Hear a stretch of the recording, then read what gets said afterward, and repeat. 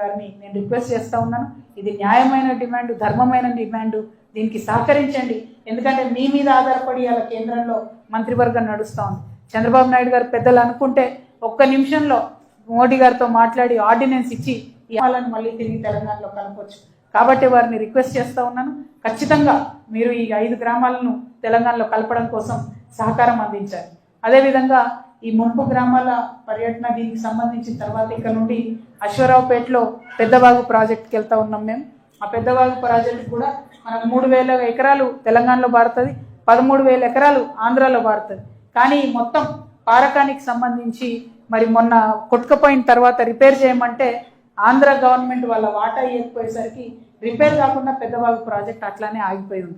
అంటే మన వైపు ఉన్న 3,000 ఎకరాలకు నీళ్లు రావడం లేదు, అటువైపు ఉన్న 13,000 ఎకరాలకు వాళ్ళకి ఇతరత్ర నీళ్ళు వస్తున్నాయి కాబట్టి వాళ్ళు పట్టించుకుంటలేరు. కాబట్టి ఈ జాయింట్ ఎంతో లేదు, 2 కోట్లు ఏమో అయితే రిపేర్ అవుతుంది. కానీ పంతానికి ఆ ప్రాజెక్ట్ ఆగింది. 3,000 ఎకరాలలో రైతులు ఇబ్బంది పడతా ఉన్నారు. కాబట్టి నెక్స్ట్ మేము అక్కడికి వెళ్ళి దాన్ని చూసి ప్రభుత్వాలు ఇద్దరిని కూడా డిమాండ్ చేయబోతా ఉన్నాం, రైతులకు మేలు చేయండి అని చెప్పి డిమాండ్ చేయబోతా ఉన్నాం.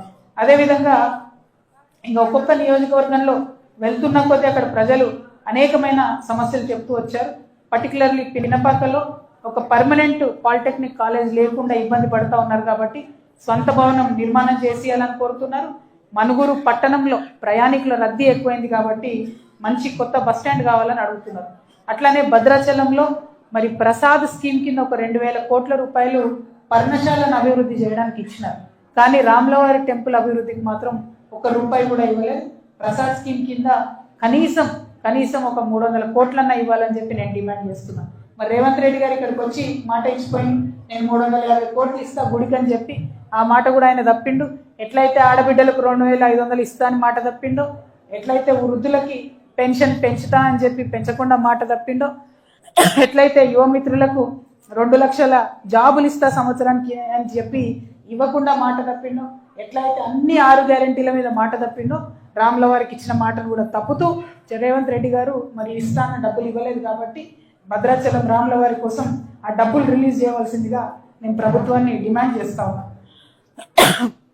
అట్లానే ఒడిస్సాలో మల్కాన్గిరి నుంచి భద్రాచలం మీదుగా పాండురంగపురం రైల్వే లైన్ పనులు పొడిగించే పనులు చేపట్టాలని చెప్పి డిమాండ్ చేస్తూ ఉన్నాం. అదేవిధంగా కొత్తగూడెం నియోజకవర్గంలో నిన్న మొన్న ముఖ్యమంత్రి గారి పర్యటన జరిగింది. ఏం చేసిండు? అంతకుముందే మన కొత్తగూడెం మైన్స్ కాలేజ్ ఉంది, కొత్తగూడెం స్కూల్ ఆఫ్ మైన్స్ అని, దాన్నే మార్చి ఎర్త్ సైన్సెస్ యూనివర్సిటీ పెడుతున్నామని చెప్పారు. సంతోషం, మంత్రులందరూ వచ్చారు, హెలికాప్టర్ ఎక్కలు టైం అయిపోతుందని చెప్పి 2 నిమిషాలు మాట్లాడారు అందరూ హడావుడిగా. ఇంత హడావుడిగా మాట్లాడి చేసింది ఏంటంటే ఉస్మానియా యూనివర్సిటీలో ఏమో 1000 కోట్లు ఇస్తామన్నారు, ఎర్త్ సైన్సెస్ యూనివర్సిటీకి 1 రూపాయి కూడా ఇవ్వలేదు. పెడతామని చెప్పారు. ఇదివరకు కూడా ఇట్లానే మోసం జరిగింది. ఇదివరకు